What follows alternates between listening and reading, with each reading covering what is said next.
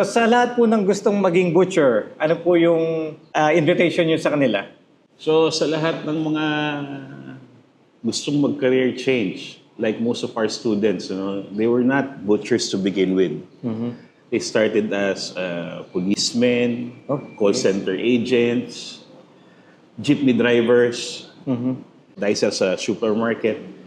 They wanted to have meaningful career. Dito sa Pilipinas, kahit nagsusumikap tayo, medyo mahirap kahit maganda na yung trabaho mo.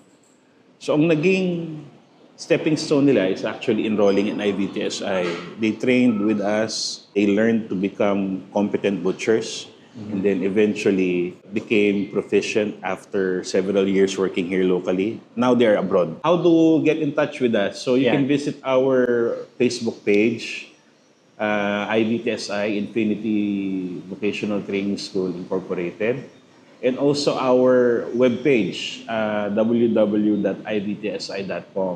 Send us a message through Facebook Messenger or dun sa website namin. And my staff, headed by our lovely and industrious admin head, Jen Blancaflor, will help you. She will guide you step by step through the process of enrollment. And then once you're there, sinasabi ko sa mga estudyante ko, i-savor every minute ng pag-training nyo because isang idlap, tapos na kagad yan. Oo. Ang maituturo sa inyo, makakabago ng buhay nyo. Ito, yan. We've seen this in several hundreds, if not thousands of students already. Wow.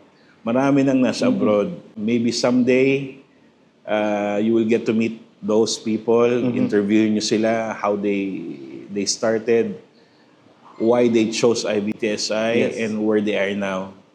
So, I think that's one of our greatest achievements, yung nakapag-empower kami ng tao para mabago yung buhay.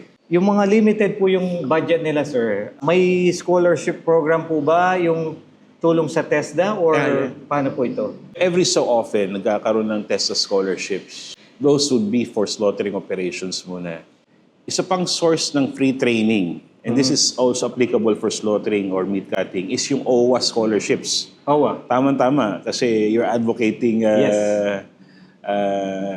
yung mga OFWs natin for training. So, kunyari kayo ay may OWA registration, yung mga nag-a-abroad, you can have yourself or your immediate dependents become scholars of IBTSI. Ayun. Accredited kami ng OWA. Ang ganda, sir. Thank you for adding that one. I almost forgot.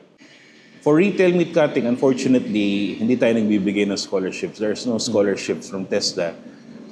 But we offer best value for money in terms of learning, retail meat cutting, slaughtering operations, industrial beef meat cutting.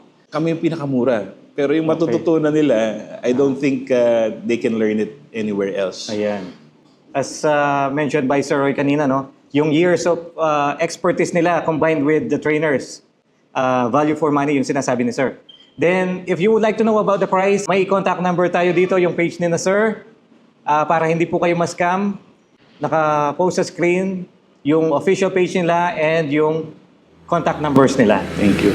Welcome to IBTSI.